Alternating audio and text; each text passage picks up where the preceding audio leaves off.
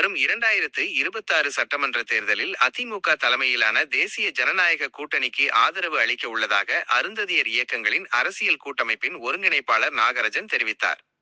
மேலும் முன்னாள் அமைச்சர் SP வேலுமணியை நேரில் சந்தித்து அவர் மூலம் எடப்பாடி பழனிசாமியை சந்தித்து பேச உள்ளோம். அதேபோல 3 இடங்களில் போட்டியிட வாய்ப்பு கேட்க இருக்கிறோம். குறிப்பாக கோவையில் அவிநாசி, வால்பாறை உள்ளிட்ட தொகுதிகளை ஒதுக்க வலியுறுத்துவோம் என்றார். அனைத்திந்திய அண்ணா திராவிட முன்னேற்றக் கழகத்தை ஆதரிப்பதென்று 12 அமைப்புகள் பங்கேற்றிருக்கின்ற இந்த கூட்டமைப்பின் சார்பில் முடிவெடுக்கப்பட்டிருக்கிறது.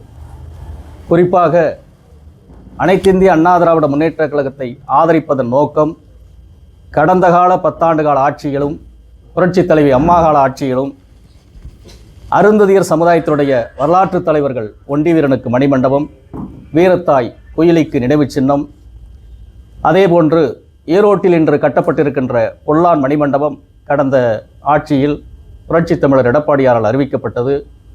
தூய்மை பணியாளருக்கான பாதுகாப்பு நிதி, ஓய்வூதியம் போன்ற பல்வேறு திட்டங்களை கடந்த காலத்தில் அறிவித்த காரணத்தினாலும் எதிர்காலத்தில் அனைத்திந்திய அண்ணா திராவிட முன்னேற்றக் கழகம் ஆட்சி அமைக்கிற போது ஏற்கனவே அருந்ததியர் சமுதாயத்திற்கு வழங்கப்பட்டிருக்கின்ற 3 விழுக்காடு இடஒதுக்கீட்டை 6 விழுக்காடாக உயர்த்தி வழங்க வேண்டும் என்று இந்த கூட்டத்தின் வாயிலாக முடிவெடுத்து அதை அனைத்திந்திய அண்ணா திராவிட முன்னேற்றக் கழக தலைமையிடம் கோரிக்கை விடுத்து இருக்கின்றோம்.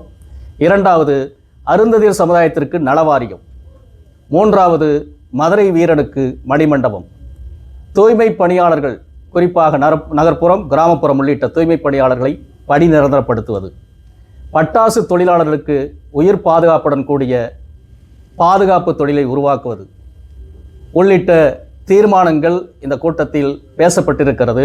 இறுதியாக தமிழ்நாட்டில் வாழக்கூடிய பட்டியலின சமூகத்தில் 3இல் 1 பங்கிற்கு மேலாக வாழக்கூடியவர்கள் அருந்ததியர்கள். குறிப்பாக சொல்ல வேண்டுமென்றால் 65 லட்சத்திற்கு மேலான வாக்குகளை கொண்ட இந்த பெரும்பான்மை சமுதாயத்திற்கு அரசியல் பிரதிநிதித்துவம் என்பது இதுவரை முழுமையாக கிடைக்கப்பெறவில்லை.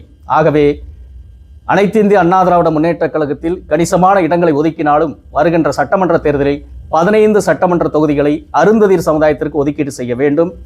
குறிப்பாக மற்ற நாடாளுமன்றம், உள்ளாட்சி அமைப்புகளில் 3இல் 1 பங்கீடு ஒதுக்கீடு செய்ய வேண்டும்.